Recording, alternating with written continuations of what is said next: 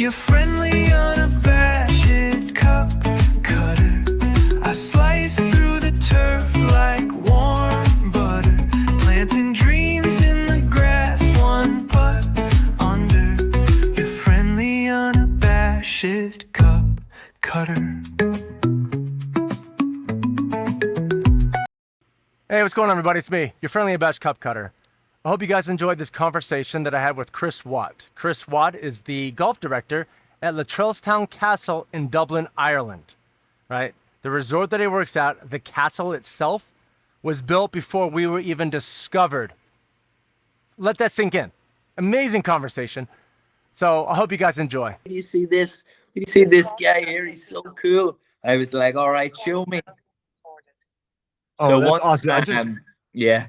Go on. No, I just started recording and everything too, and I'll do my whole intro and everything afterwards. But yeah, bro. So you said you were sick at the. Did you fly over, or were you already? You just stayed back in Ireland. Yeah, no, I flew over from Ireland with John, because he's living in Nigeria, so we flew to Ireland. Then we went from Ireland over to Orlando, and then when I got over, it was like, do you remember? We got over on the Saturday night and it was beautiful. We went to Blue Martini, had a couple of drinks and stuff, and it was perfect. Awesome, then bro. Sunday it was freezing. It was like Dude. 0 degrees the Sunday and Monday. So Yeah. I think I got sick them 2 days because we were going to play golf. And then it was the aircon in the hotel. Man, you guys over there are crazy. I don't understand it. It's the only place I know where it's colder inside than it is outside. I don't understand. Hold on, check it. So it's funny that you say that. So in my house, with my fam, my house has got to be like 68, 69 degrees. I'll pay for the AC, right? So this time where you walk into my house and it's cooler inside my house than it is outside. Exactly. I felt bad for you guys too. Like when I was talking to John and Sarah, and I met a bunch of other guys from across the pond and from down south. Like we came to Florida thinking about wearing shorts and t-shirts and everything. And man, it was cold those like 3-4 days. It was freezing. It's funny actually, because the year before was actually worse. I don't know if you were there the year before. It was worse. No, it wasn't. No, it was like lashing rain, and I mean, like, you couldn't do anything. We just spent the time in the hotel. We played cards, drank beer. That's all we done. It was rubbish. And I said to John, I was like, if this is like this again, I can't do this anymore. And John was like, let's just get a helicopter and go to Jacksonville and we can play golf. I'm like, bro, I'm not on the same level as you. I'm not there yet. I'm only a golf director. I can't do that shit yet. I'm like, I don't know what sort of corruption's going on in Nigeria, but I don't even want to know if that's what you're suggesting. Oh, that's funny, dude. That's funny. Dude, man, I can't. I tell you what, just real quick, that for folks that don't realize, because like I said, I'm just recording this now. We'll play with the agenda and all that jazz. So folks that don't really realize the fact that you and we cross paths again, like between John and Sarah. So we were chilling out there. We were freezing our ass off too. We were parked like right near the entrance of demo day. And some cat came over, and John came over and said, yo, what's up, man? I love your Volkswagen. They've just been standing over here. I love your energy. You got to go talk to this girl. And dude, that's like the epitome of like why I wanted to start this podcast. Right, dude? So I don't know but what he's told you about myself. So like I started this thing back in October, just on a whim, bro. It's, so I'm already retired for the military. And so, I could have stayed in DC, made some pretty good money, but, just lost my dad to cancer, my own personal shit with the military, why I retired. And so I've been working at golf courses since 2017. And dude, I've just been loving it. And then when someone said to me last September, October, it's like, Dave, you should start a podcast. I'm like, okay. And then literally, bro, just traveling in this thing and just, dude, it's epic. So when I saw them that day, I'm like, I love that. Oh, this chick's from Kenya. This dude's from Ireland, and we're here in Florida about talking. Fucking amazing, bro. Right? And even like now, like I'm talking with you from across the pond, where you're the golf director of a fucking place with a castle. You know what I'm saying? I mean, it's amazing, actually, because like I met John and Sarah through golf. Like I didn't know them before that. Really? So, and Sarah, actually, I knew I just followed through Instagram, and a good friend of mine, she started a clothing brand. It's called Swing Chick Golf. And Wait, I was like, Swing Chick Golf. I think she hit me up yeah, too on here as well. yeah. So I Yeah. was like, you know, I have the perfect girl that can like rep some of your clothing and stuff. And I linked them up, and I still hadn't met Sarah. And then when I came over to the PGA show, she came down, and me and John were there. This was a couple of years ago. We played golf, connected, and it was like me and Sarah, we just like clashed heads the first day. We were like, she couldn't get my personality, I couldn't get hers. And after like one day, we just became like best friends the next day. It was like, it was crazy. We were just so different the first day. And then the second day, we were like, actually, we're quite similar. And we were just so strong-headed, just got on the same sense of humor.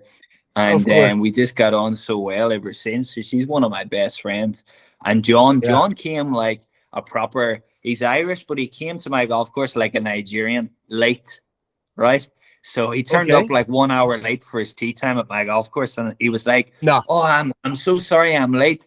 And I was like, I looked at the booking and I seen Nigeria. I was like, "Do you live in Nigeria?" And he's like, "Yeah." I was like, "Let me just get you onto the golf course and we'll chat after." So I got him onto the golf course, and then whenever he came in, we started talking. I just find him so fascinating. We got talking about everything. He's one of the best guys. He's so kind. Like, he's just one of the best people you could ever meet, honestly. And John's niece actually works as one of my reception team at my golf club as well. Yeah. That's awesome, dude. So, ever since he comes over, we play golf in Ireland when he comes, and then we do the PGA show in Orlando in January. So we meet a couple of times a year, and it's just perfect. Like, he loves golf. And it's crazy. It's like, so I'm very much one of the people that's like, you know what, like, I love seeing people do what you're doing. And like, I'm very much like, I'm a golf director and I'm a golf professional, but I'm very much privileged, and I'm very much like, I thank God for what I have got. It is a blessing that I've only ever worked in golf, and I'm very blessed to do it. And I like to give back, you know, so to try to help Sarah to get some connection with Swing Chick, to help yourself with the podcast, different things like that. You know, life is about giving back, and man, life shouldn't be so difficult. It's really just about being kind to one another. And you know, if there was more people that were kind to each other, the world would be a better place. So that's just what I'm about. Yeah. I can't agree with you more on two things. One thing that, like, my pops, my late father, taught my brother and I early on as kids, it costs no money to be polite. Right. Yeah. I mean, and to just to be a good person, you know what I mean? Correct. And then the fact that it's just, dude, it's just, so my path to the big man upstairs is kind of weird because, you know, my mom was Catholic, my dad was Jewish. I wasn't really brought on religion, but I do believe there's a higher being. Right. And there's just, for myself, there's way too many coincidences when people come together and people meet and talk, and there's just too many coincidences for, like, okay, is he trying to bring this person and this person together? And I strongly believe in, there's just too many coincidences for not to be a higher being. You know what I mean? I mean, again, my path is weird to get to him, but I do believe there's somebody out there that's like, okay, look how these two guys got together. Look how you and I are talking now with the good same energy from across the pond. You know, that type of shit. And I love it. I love it, dude. Yeah. So like, I'm the same. My family's Catholic. I never went to church, hardly anything at all. And like, I was somebody that had everything. I was a golf professional. Everybody loved me for golf. I had a good job. I had everything that I ever wanted, but I just felt so empty. And around like last August, I just decided, like, I was like, you know what, there has to be something better than this. And it's like, I don't understand why I'm feeling like this. And I just decided one day, I'm like, I'm going to give my life to Christ. And I started to just focus on that. And literally, I never went to God and asked God, like, give me this, give me that. I went and I basically was like, you're in control. And all of these things started to happen that I could talk about for hours, like favor with money, with all these different things. And the joy and peace in my life since has just been incredible, to be honest with you. And it's like, some people say to me, like, you know, you're so serious as a Christian and stuff. But me personally, I know being a Christian has made me a better person. I know that for sure. And if that's what I'm doing, I'm okay with how serious it is. If that's Oh, I love it. No, I love it, brother. So things I wanted to ask you though before we get into the whole like golf director thing, because I really want to pick Mm, your brain, especially at where you're at. So yeah. for folks that don't know Chris Watt, right? So like Hmm. obviously you're from across the pond. Once you get into some detail, like where are you from, right? Is want to Yeah. really know. Like how did you get into golf? Like those two things. Yeah. So I'm from Northern Ireland. So obviously we have Okay. Ireland as an island, and but it's split obviously into Northern Ireland and this the Republic of Ireland. So I was born in Northern Ireland. I know I live in the southern part of Ireland in Dublin, but born originally in Northern Ireland, and I never started playing golf till I was 14, so it was quite late. And Okay. I actually started my parents separated when I was quite young, and my dad came and picked us up and was like, "Okay, where can I bring you and your brother?" And he just brought us to the golf course. So we just made it like a weekly thing. We played this par 3 course, and I started to become good. I started to get like, it was a 9-hole par 3, so it was a par 27, and I started getting close to like 30, 28, 27, and then I was getting like Wow. pretty good at it. And then my dad was like, "Okay, I'm going to get you some golf lessons and stuff." Went and done golf lessons for a year. And I done probably say 30 golf lessons in one year. And when I was like 15, 16 Wow. years, I was doing them for like 2 years. So I played from I was 14 when I started, and at 17 I was playing off scratch. So I sort of just was like, I put in a lot of effort to it, and I just got so addicted to it, and I loved it. I Yeah. could go and play by myself, enjoyed my own company, and I just fell in love with it, to be honest with you. And Yeah. yeah, that's how I started, to be honest with you. Did you play competitively in school or anything like that, or growing up? And then when you're from 14 to 17, Yeah, or from 14 to 17, not so much. But then once I get into 18, 19, then I got offered like a college scholarship to a university in London. So it was like it was like a business management degree at like a golf college. And I okay, went there and didn't know what to think of it because obviously it was the first time I was moving away from home and stuff. yeah, But I went over and I got around some good guys that was in the same class as me. One guy's fitter for TaylorMade. He's on the TaylorMade truck and stuff. And a couple of other really good people. Another guy that's a really good top recruiter for or golf jobs and stuff. Really yeah, good people. And we played sort of university level. I played some other amateur stuff. But I always realized, I always believed when I was playing that I was never going to make it on like tour or anything like that. And I was yeah, okay with it. I was like, yeah, I'm okay with this. I'm playing at a good level, and I knew that even though I knew I wasn't going to be the next Scotty Scheffler or Rory McIlroy, I knew that like golf was always going to be like something that I was going to be involved in. And yeah, after university, then played for a year after that, played really good, and shot a course record at the club that I grew up at, and I got into like plus. I was like +3 handicap, and at that stage, I was like, okay, it's time to like make a decision what I'm going to do. And then I yeah. enrolled to do the PGA program. So then I done the PGA program and started going into applying for golf jobs and like to train as a professional. And Wow. I was so blessed with that. I can talk you through the different Yeah, places yeah. that We'll get I've in. been if you want. Yeah, exactly. That's actually what I want to get into in a little bit. But before I dive a little bit too much more into like that into the PGA show, I mean the Mhm. PGA track and everything, and then you're Great. the Yeah. director. Yeah, Yeah. there's something that I don't know if you've probably seen on my podcast. I think I even did it with Sarah, uh, where I do a quickie with everybody. Mm-hmm. So I don't know if you saw that. So we're obviously I'm in here, you're across the pond. So we'll just treat this like an OnlyFans. So something I Mm-hmm. like to do is called your fuck quickie, 5 quick Yeah. questions. Okay. So have Let's you do it. seen them in the past? Have you seen the videos, the little clips? I seen Sarah's definitely, yeah, but I can't Yeah. remember the question, so this is going to No, be on a it's whim. So good. let's do it. Yeah, perfect. So it's called your fuck quickie, 5 quick Mm. questions. Okay. All right. So here we go. How many practice swings? 1. Your favorite shot or club? Pitching wedge. pitching wedge. Okay. Music or no music? No music. No music at all. Okay. When you're putting, do you really dissect the green, or you just kind of get a 1 or 2 really good looks and then you just go for it? 1 or 2 and then go for it. All right. Last question: driver or passenger? Driver.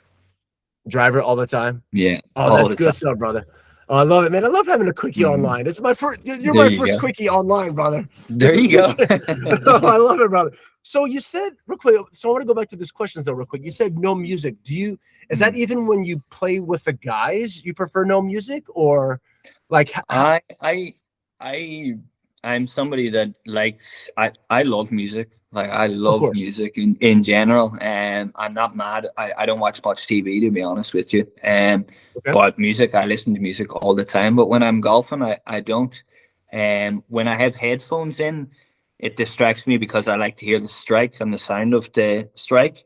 So that's something that's always been in my head. I don't like practicing and not being able to hear the actual sound of the strike, as if I wouldn't have music in.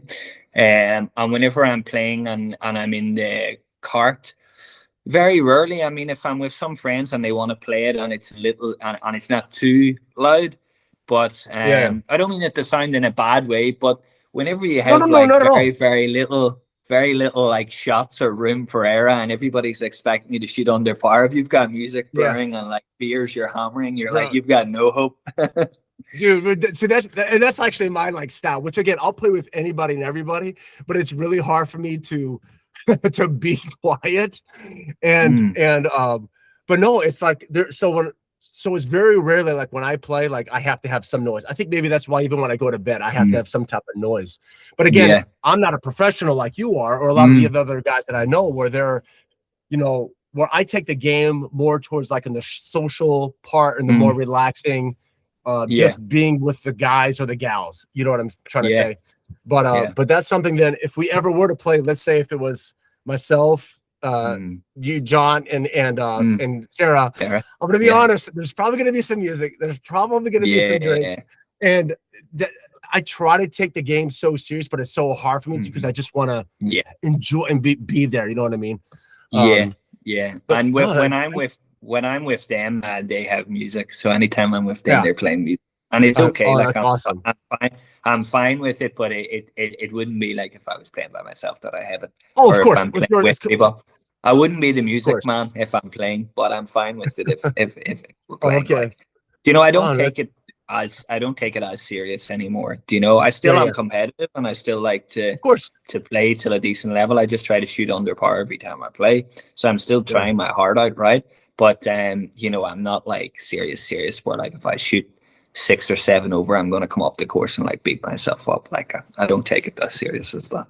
Cool. So with that being said, then do you prefer to play by yourself in a very competitive mode, or do you play also sometimes like a 2v2 scramble, like a relaxing format? Do you prefer to play a bit of both?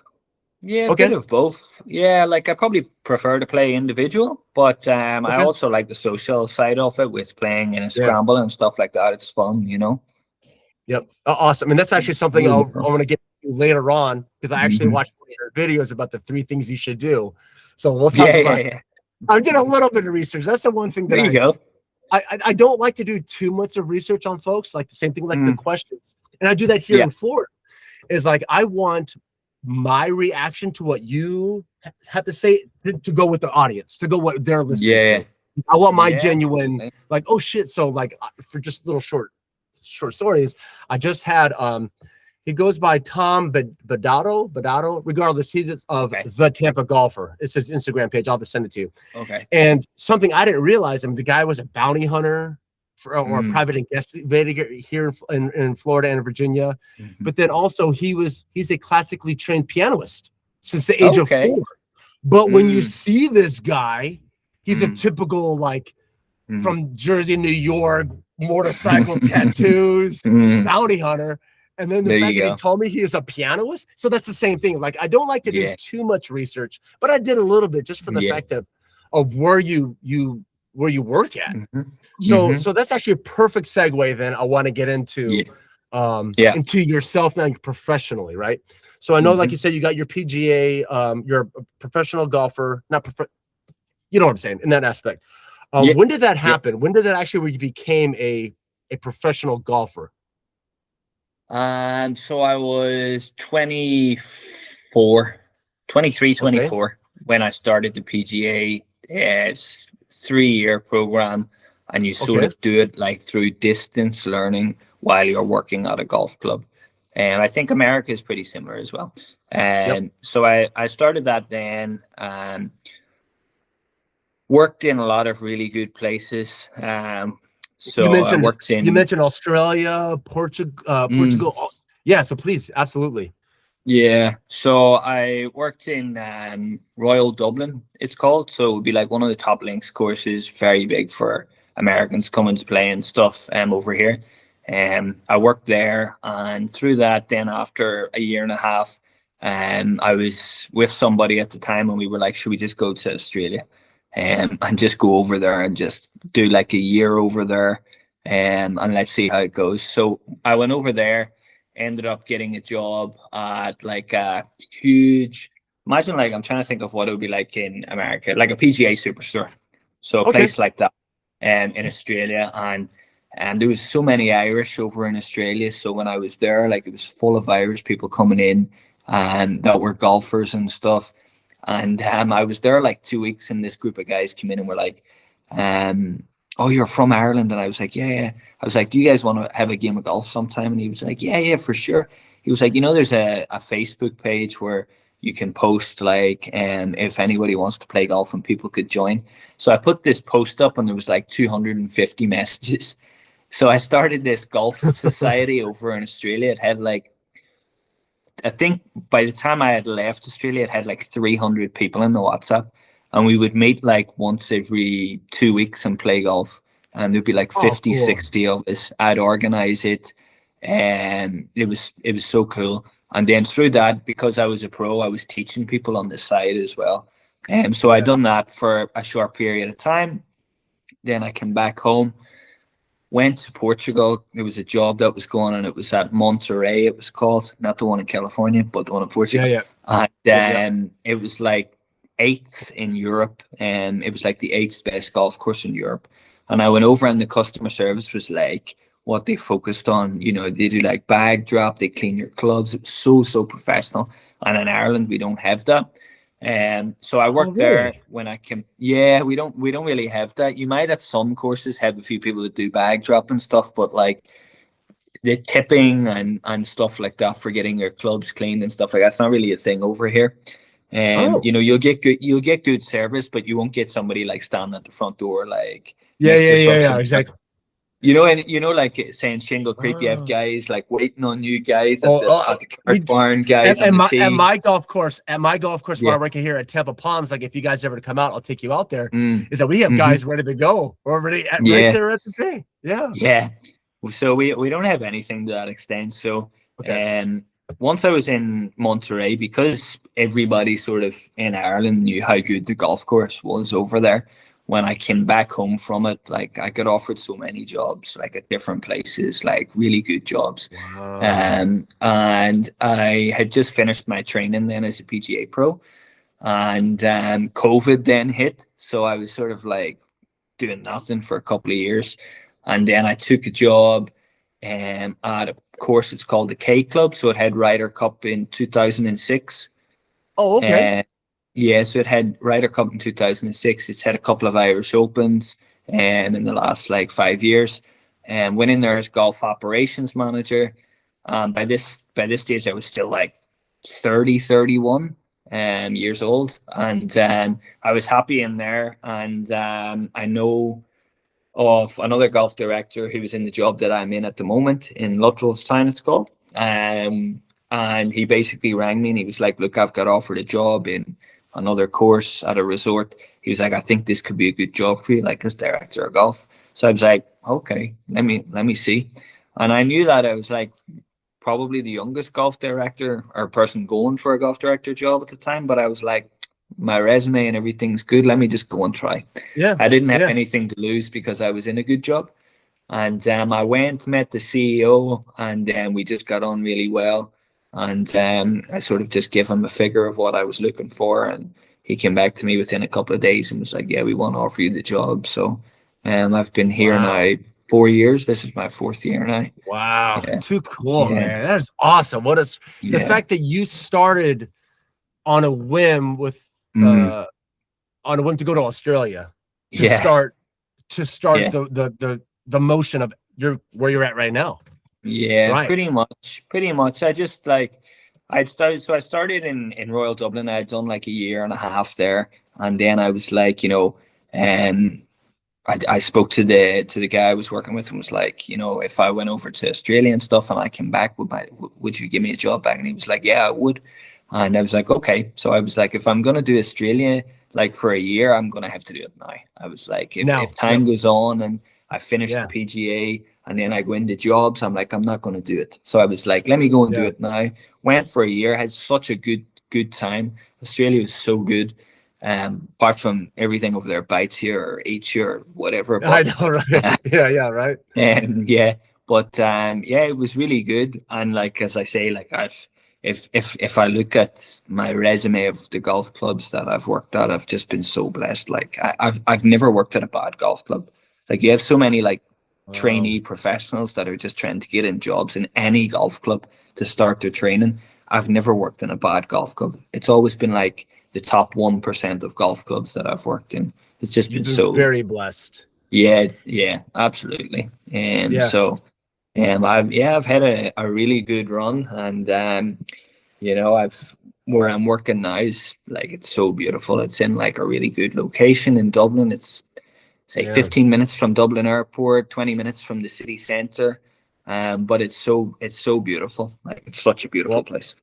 Oh, I'm sure. I mean, just like I said, when I first, like I said, I didn't like to do a lot of deep diving on folks, research and everything like that. I'm like, okay, time to get serious. I'm about a week out from, talking with you and everything. And I started watching your videos. I'm like, this guy's at this castle? I mean, it's part of that resort. I'm like, wait, wasn't Becca married there back in the day? No, the whole shebang, man. So, I mean, so you've been there for 4 years now. So before let's talk about the history of it, man. How is that like being at a place that's been 700 years since the 1470s was when it was from the Lutrell family? I mean, century.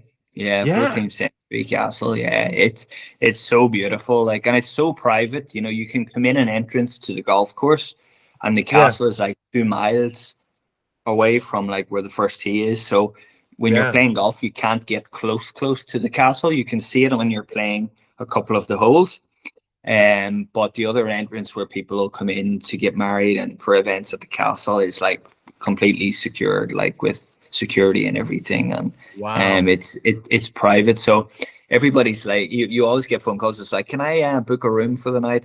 And we're like, we don't book rooms for the night. It's like you have to book the whole castle. So it's a private hire castle. You book the whole castle, and has like 25 bedrooms. We just put on this little cute like gardener's cottage and stuff now, but it's so beautiful. Like anytime I go over to it, it's so magical. Like so is it kind of in 2 different entities to where, because like when I think of resort, right? So like for example, up the street from us, I had them on the podcast not long ago, Saddlebrook Resort, right? So they have obviously they just went down to a 27 holes. They redid the whole thing, and they redid the whole resort itself to where everything.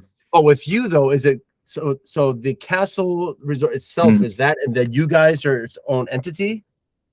Pretty much like under the same owner, and like we get a lot of it's all in one resort under the same owner, but like the castle is almost like a separate type of business. Like we have the Alpine clubhouse where we are with all of the golf, everything that you would find in a clubhouse, and then we have the castle a little bit set off in the distance. And we get a lot of sort of castle guests that come and play golf and stuff. But so kind of like separate identities. Gotcha. So then for you guys though, the resort is just golf. You guys don't have anything else, or is it like it's all strictly like a golf course resort? Pretty much just golf. So just once you come through the gates, we have the golf and we have the castle. And some people go over to the castle and stay, and they never come over towards the clubhouse.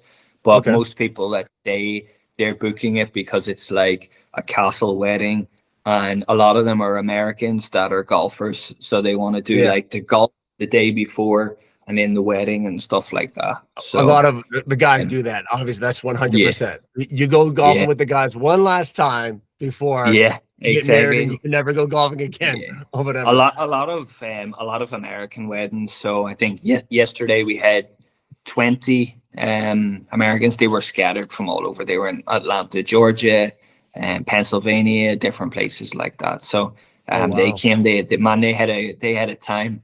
Like 9 a.m. the guy went in and was like, "Can I buy 60 bottles of beer?" I think the girl was behind the counter like, "It's like 9 a.m." I was like, "Just serve them. Like, let them enjoy themselves." Dude, we don't care, man. It doesn't matter what time of day it is. Yeah. I used to drink a lot, and I cut it back dramatically. And where I'm more into flower power and gummies and stuff, more the edible stuff. But back in the day, 2-3 years ago, 7 o'clock in the morning, baby, let's go. And let's I know. Man. So you guys, so when you're golfing, you don't do any of that type of stuff when you're golfing. Then I'm talking, you're not drinking or not.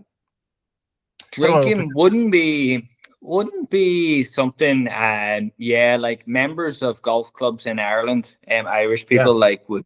You very, very rarely that they would bring like beer on the course. They might stop through like 9 holes and have one pint and then go for it, and then afterwards have a few pints.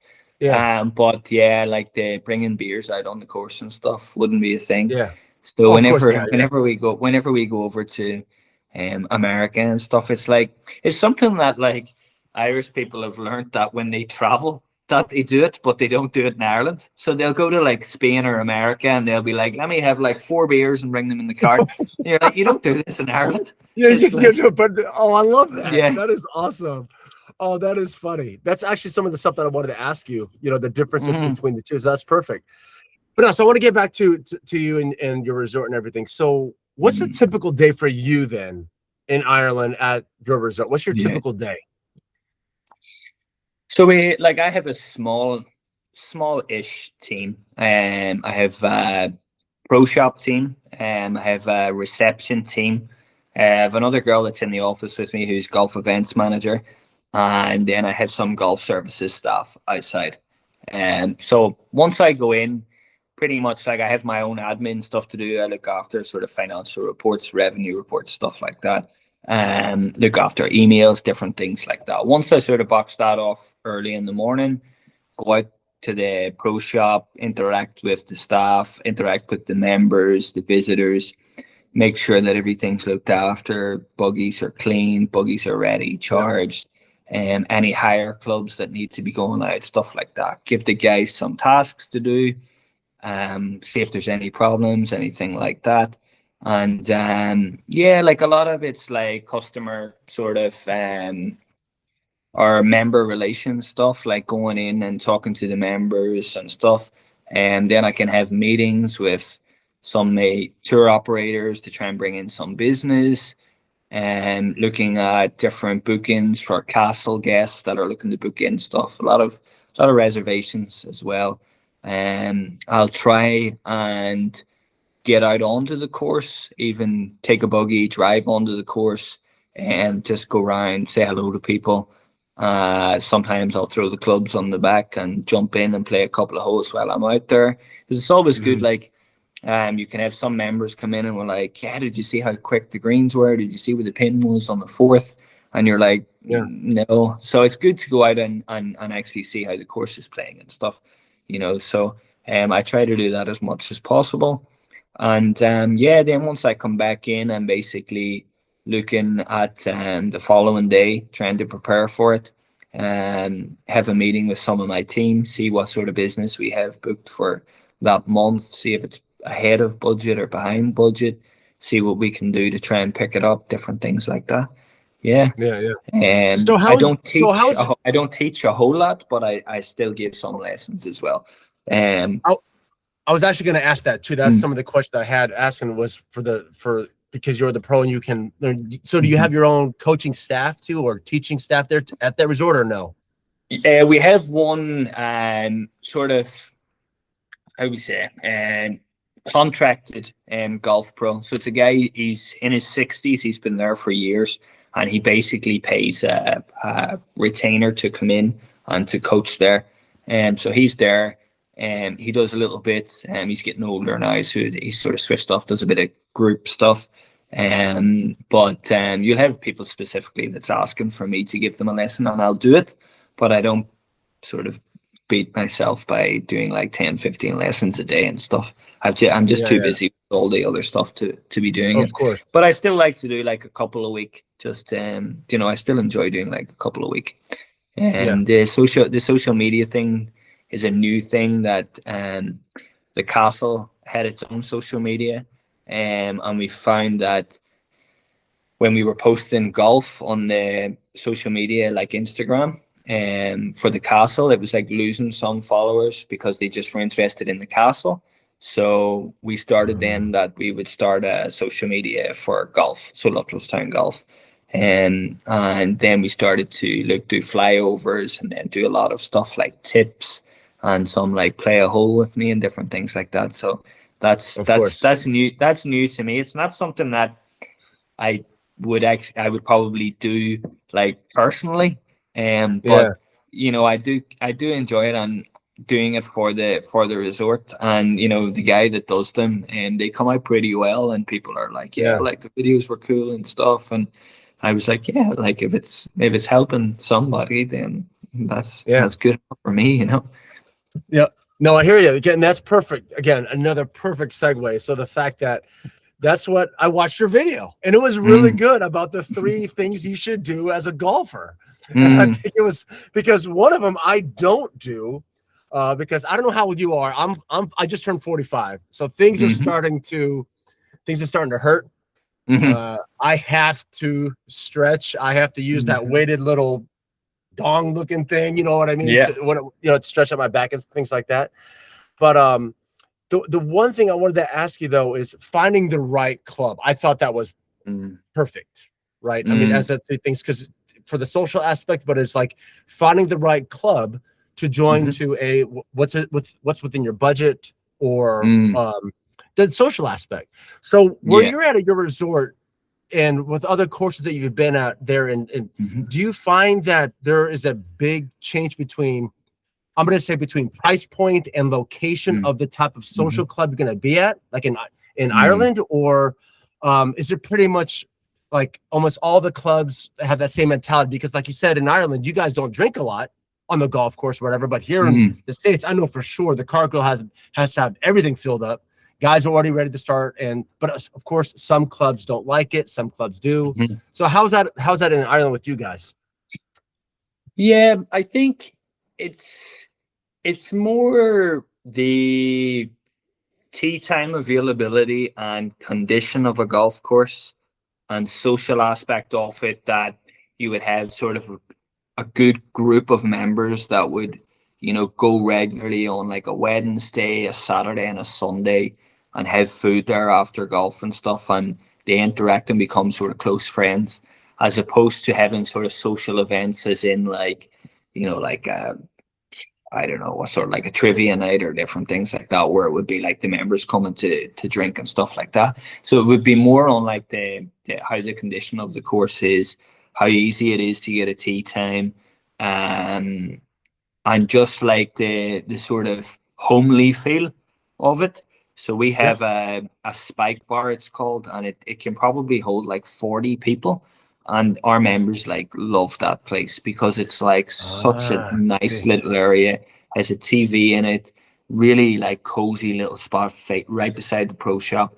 And they like going in there, and you know, they'll have a few drinks, they'll have whatever the special is of the day. And they like that it's like the same staff that's there, that they know their name, everything like that. And so that's more of it.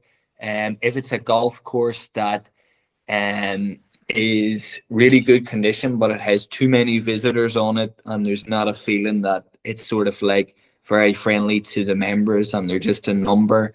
some people don't like that. Some people are fine with it. They're like, okay, Yeah. well, I just want to come and play golf and then go home. Yeah.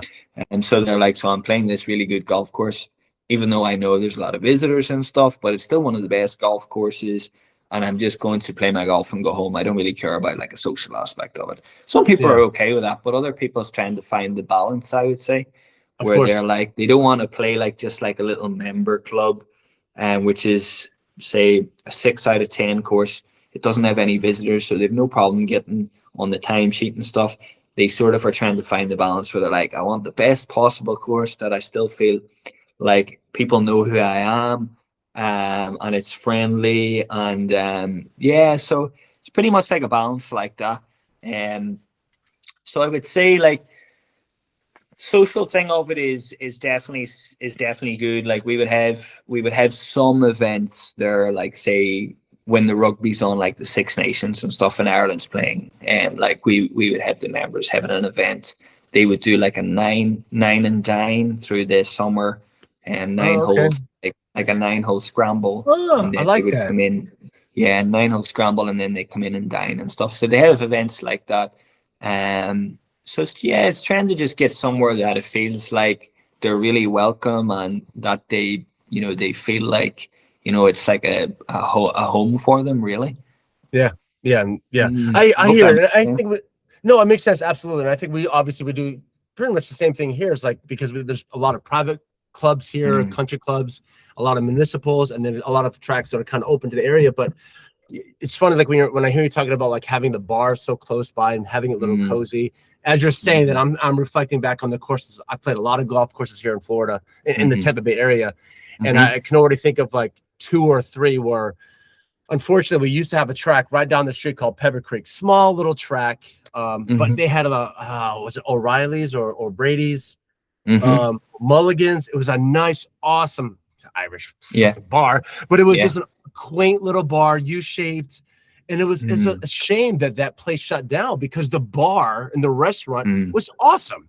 It was amazing, because you got done golfing, or you're in the middle of the night, you can shoot in real quick, grab a drink, grab a dog, whatever. And that cozy little spot was just that social aspect, because they were always busy. It didn't even matter if it was golfing or not. Like people, it wasn't even a private course or anything.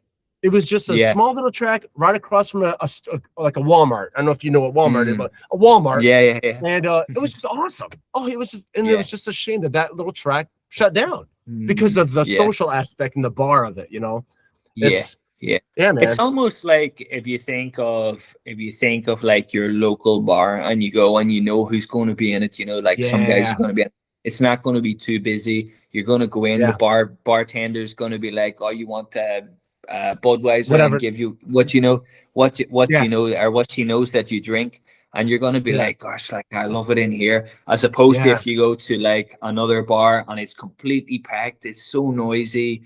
You're like waiting to get served, and you're like, "Man, I can't be bothered with this." So it's like that at a golf club. It's like they want the place where it's like they go into and they're like, "Hey, Chris, how are you? How's your golf?" Like, like different things like that. No, I agree. No, absolutely, 100%. So I don't want to keep too much of your time, because I know it's late for you. You're but okay. Just two little things I actually wanted to ask you real quick. So as a golf director in this industry, you've been in it since since you were in the industry since you're in the 20s, right? About late 20s. By 24, yeah. What would be something that, it doesn't have to pertain to you being there at your track, right? What is something you'd like to see improved in the industry? Something I'd like to see improved. Yes. Does it have to be in Ireland? No. It can be wherever. No, it doesn't matter. Yeah, golf is worldwide, baby. Yeah. So one thing that I personally don't like, right? So in Ireland, like we probably have, I don't want to sound biased, but we probably have the best golf courses in the world, right? Like the links courses, like Americans come, they spend like huge amounts of money to play them. It can be like $500 for a game of golf, but like you can't get them anywhere else apart from maybe Scotland or somewhere like that. And it's just like raw beauty. It's incredible. And I've traveled a lot of places, and like You know, we're a country of like say 6 million, and the golf courses that we have here, they're incredible. Like they're incredible. You can play a golf course like that nobody knows of for €50, and it's like still exceptional, right? But one thing that I don't like is you can play any of our golf courses, like any of our golf courses. As long as you pay the money, you can play the golf course. So you have Portmarnock, Old Head that are like top 50 golf courses in the world. We have Royal County Down, which was like #1 in the world, and you could still play that. So in America, like when I first came to America, I went to Charlotte and then to Orlando. And in Charlotte, I was like, where can I play in Charlotte? And I was looking at where to play. And I think, is it Quail Hollow? I think that's in Charlotte, isn't it? So it was Quail Hollow. And I was like, man, I'm going to Charlotte. I'm going to play Quail Hollow. And I was like, no, I'm not going to play Quail Hollow. It was like, this place is like completely private. Couldn't play it. I was like, okay. I was like, where else can I play? Charlotte Country Club. They were like, it's one of the richest country clubs in the world. You can't play here. You have to be a member. I was like, okay. Then I went to Orlando. I was like, I want to play Bay Hill. I want to play like Lake Nona. And these were like all private. So I feel like all the courses that you can even see, like a lot of the time on PGA Tour, are like private courses. So like the availability for like somebody that loves golf and wants to spend the money to play them, they never get the opportunity. So I would like to see these courses be available for people to play. You know, so like for me, say Charlotte Country Club, say it was like $500 to play Charlotte Country Club. Like I would go and play it because I know it's going to be like a really, really good country club. It's going to be in good condition. Quail Hollow, I'd love to play that because the PGA Tour events on at it. Bay Hill, I'd love to. I think you can play Bay Hill if you stay there, but maybe say Lake Nona or say the Floridian or different courses like that. And like we see all these courses and we can watch YouTube channels of say Grant Hovrat or something playing golf at these clubs. And we're like, man, that place looks amazing, but we can't play them because they're so private. So in a way, golf is always going to be like a rich person's sport. Like it's going to be a rich person's sport. And it's done well because we have got to the stage where you can wear a hoodie and music while you're playing. Golf shoes that are like casual, stuff like that, right? So it has got better. But at the same time, you know, there's still people that it's like an ego thing and it's like, I'm joining this course. I mean, you have some people that play golf at maybe like Charlotte Country Club and they play like once or twice a year. They don't even play. It's just like an ego thing that like I have money, I'm a member there, you know. And for the people that love golf, you know, people that are diehard like golf lovers, right? And I feel sorry for them. I'm like, man, like I wish that we could just like play all these courses that are of private, you know. And you said it best. If you're willing to pay for the experience, let us pay for it. We're exactly the fact that you're not some Joe Schmo that is going on a golf course to destroy the golf course and destroy your greens. You got somebody that's willing to pay this much money to go play it. They must be serious about golf. Let them, you're the first one I think that I ever talked to any of the golf pros or anything like that to mention that. And man, I'm going to take a short of this. That you make a very good point because it sucks for here. Because if like you said, if I were to go to Ireland and I'm willing to pay it, let's go play. You know what I mean? Exactly. I mean, so like some of them are there, like for example, Sawgrass that's on this week. I think it's like $700 or $800, right? Yeah. For me, like I don't waste money like easily, right? So I mean, if I have the opportunity to play Sawgrass for $700 or $800, I'm going to play it. I'm going to play it. I'm like, if I can play that only sport.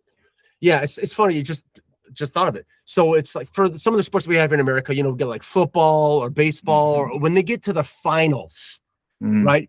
Okay, you can still attend the game, but it's going to cost you $1,000 for a ticket. But I'm willing to go there for experience. Same thing with golf. Exactly. It should be the same thing. I agree with you, man. I can't agree with you more. So I think like, you know, there's times and like I could be with you know, if I rang up to Charlotte Country Club by myself, or if I rang somewhere, like I'm not somebody that likes to ring up and be like, you know, I'm a golf director in Ireland, can I come and play your course and stuff? Do you know, and like beg people to let me come and play their course. Do you know, like I know what you mean. It's no good for me to play the course and then go back to my members and be like, oh, by the way, I played this course, and they were like, yeah, we couldn't play that. We tried, but we couldn't. And I'm Yeah, like, yeah, yeah. do you know what I mean? Like, Yeah, I no, want, I exactly think what you mean. some of these courses should open up and let people that are diehard golf fans, like, and Yeah, players, like, come and play them. Do you know? So yeah, that's probably one thing that's always stuck with me. Like, because me, yeah, I love to travel and play golf. Like, I yeah, love to travel and play golf, but like, there's so many places that you can go and you just can't play the courses. And I'm like, yeah, I'd love to be able to go over there and play that course. Do you know? yeah. And I'm not I know talking about exactly like what you mean. I'm not talking about like Augusta or anything like that. So places like that No, are an exception, right? But yeah, other places there that you see like week in, week out on the PGA tour and stuff, and you're like, gosh, that place looks insane. Like, I'd yeah, love to go and play that. Where yeah, is it?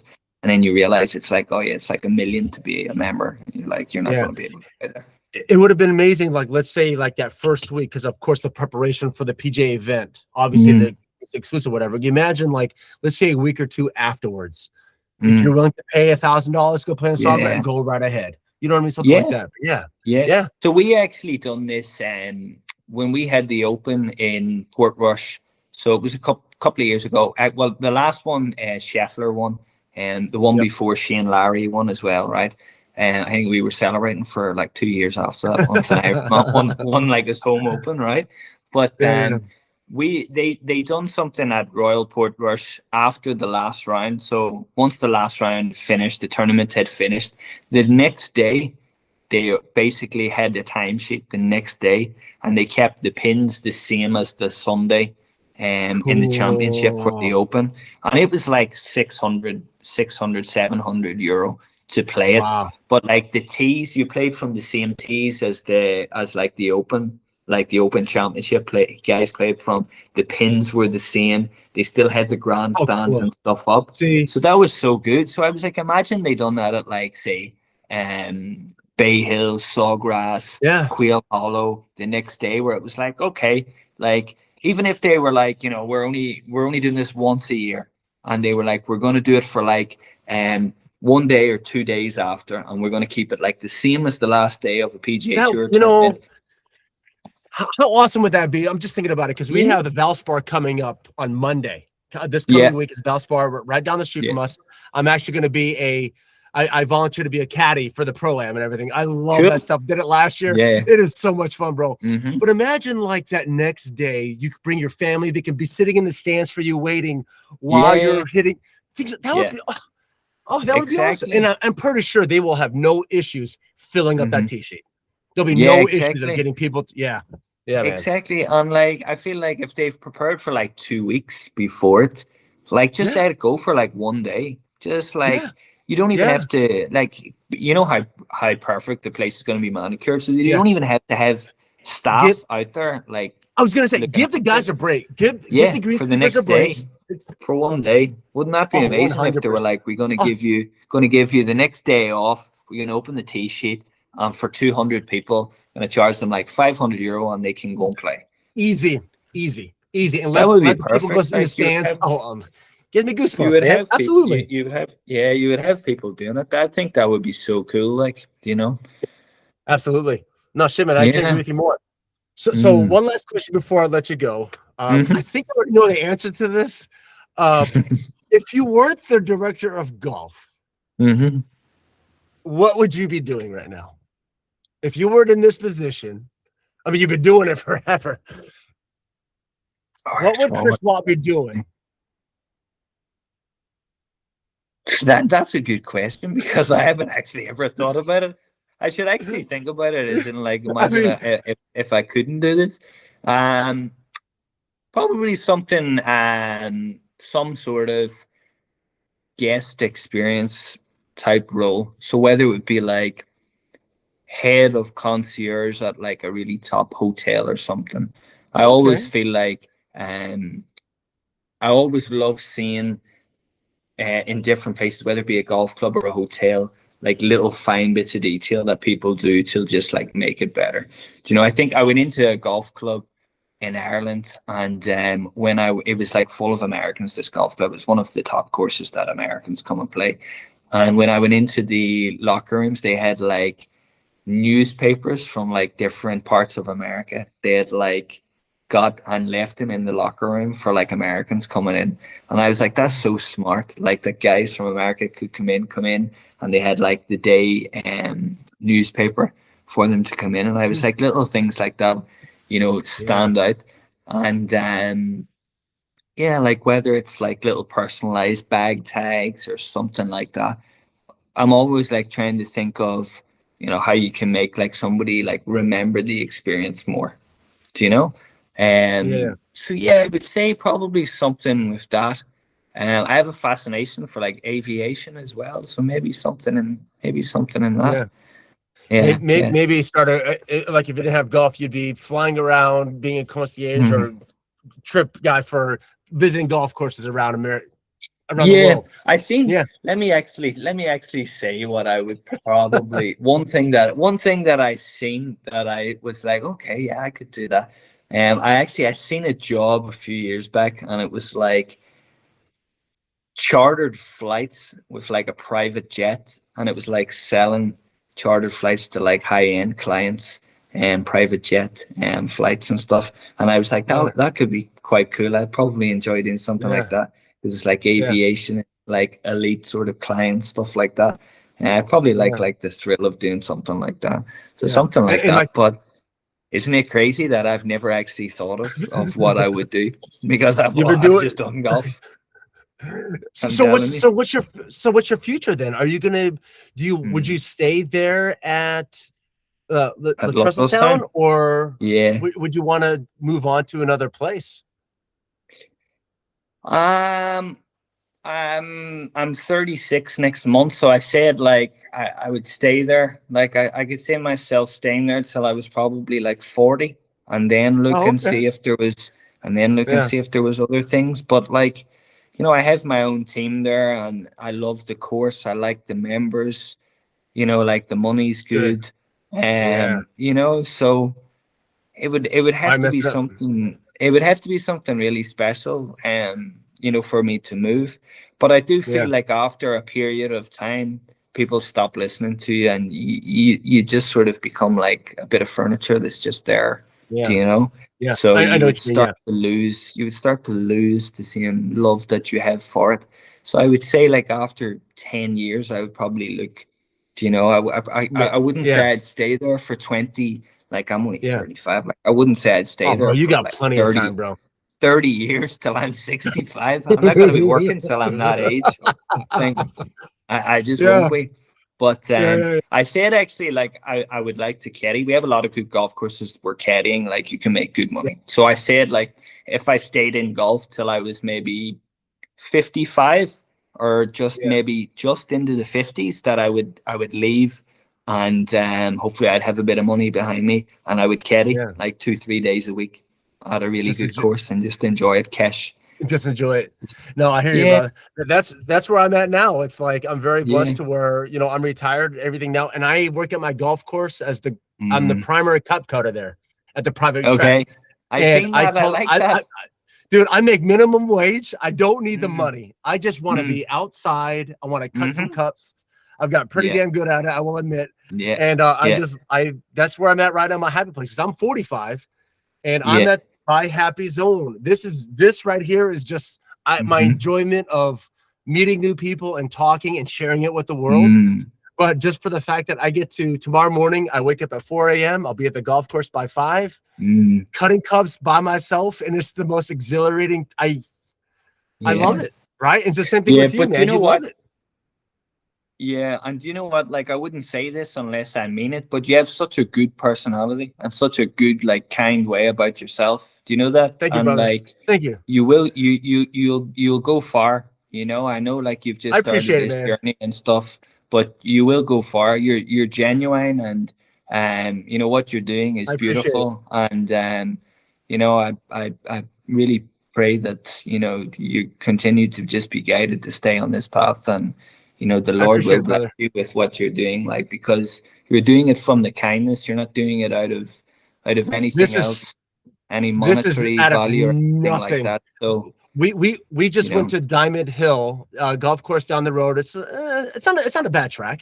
Mhm. And when I was talking to the general manager there, she's like, well, "Do you want anything in return? Are you looking for a free membership here?" Yeah. I'm like, "No, I'm not Yeah. looking for anything.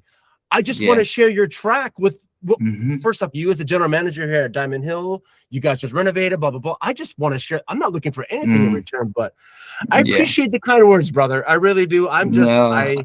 The Yeah. fact that I got a chance to talk with you, I actually met a bunch of guys. Have you Mhm. heard of the Golf Badger or the Golf Badger guys or podcasts out in your side of the pond? Oh, over in Yeah. Ireland, I think I have. Yeah. Yeah. And I met these guys in Orlando from the GCA. One of the guys, James, he cut the cups there at the Open at Liverpool. Mhm. God, I Okay. can't remember his name, but the fact that we Mm. just connected right there at the Mm. show, and fellow greenskeepers and shit. And I just want to share stories. And Mhm. again, I appreciate the kind words, man. Yeah, if- no problem. Even if No only problem. one person listens to our conversation, brother, I'm just happy that you and I had a conversation. Yeah, And absolutely. You know, yeah. like you and what you're doing is really good. Like honestly, Thanks, I brother. really like it. And people like to just see stuff that flows. Whenever you said Yeah, that dude. you don't want me to prepare anything, just let it go. Like stuff like that's Brother. beautiful. And it's actually the same whenever I'm doing the videos at the golf club. Yeah. I do all them videos in like one take, unless I seriously mess it up. But like when they're like, "Have you prepared anything?" I'm like, "No, I haven't." And they're like, "What are you going to teach?" "Let me teach chipping." I put the ball in Yeah. front of me and I just start talking. Yeah, And exactly. usually it's like one take, and people just Yeah. enjoy that more. Yeah. So just keep doing what you're doing, and Thank you, like I'm brother. lucky enough that I have some good contacts and stuff with golf. So I'm going to recommend a few people I think you should chat to and stuff as well. And I you appreciate it, should brother. definitely keep spreading the word of different people's appreciate it, stories, brother. and we I appreciate it. listening to it. Yeah. Well, If the I can one thing, help in any way. I appreciate it, man. The one thing before I let you go is Mm. the next time you guys here in Florida, in Orlando for the PGA Show, and that's the one thing we're working on is actually having this in the convention center. We're working on getting this in there, either that or by maybe a mobile platform. But I will be there next year. We're going to be doing the whole thing, and I hope when you come down, I hope to talk with you and John, and Sarah. I really hope. Yeah. And hopefully it'll be warmer Yeah. weather too. Like take you guys to the beach or something. I know. I know. Well, there you go. Well, we've been trying to fill the fourth spot in our 4-ball for a while now, so we might just let you I'm jump not the in and greatest. come for a game. That's all right. Dude, That's all right. I would love to As long have as a you good can trash talk. conversation. As long as you can Oh. trash talk, you're okay. I don't stop. Because That's Sarah- my issue. I'm telling you, like Sarah is like, she's like so calm and she's this beautiful person, man. When she gets on the golf course, whew, she is I love it. competitive. She is I love it. competitive. I am nothing but trash talk. I will try not There to you talk go. in your guys' backswing, but we're There you gonna go. have a good time. There you go. But There you go. but Chris Watt, man, I appreciate your brother for wanting to be on the podcast and having this conversation. I enjoyed it My thoroughly. Yeah, me I'll be too. make sure My that I'll pleasure. put everybody's your tracking yourself information. I'll put it down here on the bottom here Mhm. so people Mhm. can reach out to you and talk to you and see your beautiful track. Yeah, And perfect. then, like I appreciate said, yeah, absolutely. I'll put it all down here in the bottom. And then for sure, brother, we got to connect when you're here in Florida again. And Yeah, who knows? absolutely. Maybe when this podcast pops, when I travel abroad, I'll come hit you guys up and we're gonna have a good time. I We're mean, gonna have a good absolutely. time. Anytime you're coming over to Ireland, no problem. Oh, You right, come and stay. yeah. Come and stay with Absolutely. me, and we play a bit of golf. No problem at all. Anytime. You're more than Absolutely. I appreciate it, brother. You're Well, more than again, thank you welcome. again for your time, brother. I appreciate it. No, God bless no you, man. And Yeah, you too. yeah, bro. I will most definitely hit you up and we'll connect. So thanks again, brother. Appreciate Great. it. We'll stay in touch and keep doing what you're doing. And God bless you. God bless you, man. All Gotcha, right. brother. Thank you, brother. I appreciate it, brother. Take care, care, dude. Take care. Bye. All right, brother. Bye-bye. You're friendly, unabashed cup cutter. I slice through the turf like warm butter, planting dreams in the grass, one putt under. You're friendly, unabashed cup cutter.